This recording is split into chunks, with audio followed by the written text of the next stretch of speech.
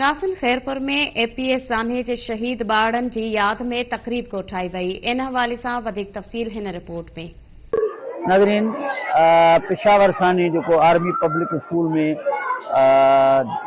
धमाको थियो, जंहिंमें मासूम ॿार जेके स्कूली शागिर्द उहे शहीद थिया। उन हवाले सां खैरपुर जे माउंट फॉलोशिप जेको स्कूल आहे उते तक़रीब कोठाई वई आहे ऐं शहीदनि खे भेटा पेश कई वई आहे। अचो त उन हवाले सां हिते जेके टीचर्स ऐं शागिर्द आहिनि उन सां ॻाल्हि ॿोल ॾिसा पियो।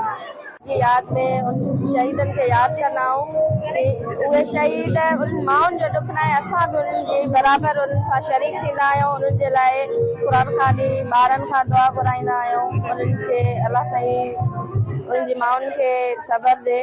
सालाना तकरीब जेका है इन्हनि जी याद में थींदी रहंदी आहे ऐं असांखे ॾाढो अफ़सोस आहे जेको इन्हनि ते हमलो थियो। इहो हमलो सिर्फ़ु उन्हनि जे जाननि जो न आहे बल्कि उन्हनि जे असांजे तालीम जो उन्हनि जे फ्यूचर ते हमलो आहे ऐं असां कॾहिं बि पोइ ते न हटंदासीं बल्कि असां उन्हनि दहशतगर्दनि खे तालीम हासिल करे ॾेखारींदासीं ऐं पंहिंजे मुल्क जो नालो रोशन कंदासीं। इहे हमला त जेके आहिनि ऐं उन्हनि खे मुंहुं तोड़ जवाबु ॾींदासीं पंहिंजी तालीम सां। असां हर साल कंदा आहियूं। हिन प्रोग्राम खे तक़रीबन 10 साल गुज़री विया आहिनि। शोधा एपीएस स्कूल पेशावर में जेको वाक़ियो थियो ऐं ॿारनि सां दर्दनाक जेका शहादत थी आहे उनजो अॼु बि दर्द ईअं ई महसूस थो थिए त अॼु इहो वाक़ियो थियो आहे ऐं इनखे असां कॾहिं बि नथा विसारे सघूं। दुश्मननि जे पुरज़ाम खे हमेशह असां खाक में मिलाईंदासीं अहिड़ा ऐं जेके बि दुश्मन कुवतूं हिन मुल्क खे लॻियल आहिनि असां दुआ गो आहियूं त अल्लाह पाक उनखे निस्तो नाबूद करे उन जज़ाइम खे उनके सही हलने की हिदायत अता फरमा अल्लाह पाक सामने। और यहाँ पर हमने सानिया पेशावर का प्रोग्राम रखा।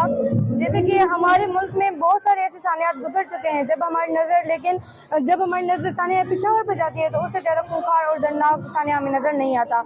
इसमें 140 से ज़्यादा बच्चों की जानें ली गई और उन दुश्मनों ने हमें ये बताया कि हम कमज़ोर हैं। इसलिए मैं अपने तलबा को ये कहना चाहूँगी कि तालीम हासिल करें और दुश्मनों को ये बता दें कि हम कमज़ोर नहीं हैं, हम तालीम हासिल करके तुमसे बदला ज़रूर लेंगे। स्कूल में सानिया पेशावर मतलब कि जो वाक़ियो पेश आयो 16 दिसंबर 2014 में अॼु मां उहो ॿुधाईंदमि त जेके दहशतगर्द हुया उहे असांजे जेको स्कूल पाक पब्लिक स्कूल में उन्हनि नंढनि मासूम ॿारनि खे शहीद कयो वियो त उहो इन जे करे कयो वियो त उहे मतलब कि मुल्क जो मतलब वधनि न अॻिते तिलावत क़ुरान ऐं नातियूं स्पीचूं क़ुरान खानी जी महिरबानी बारे असां भेटा पेश कई।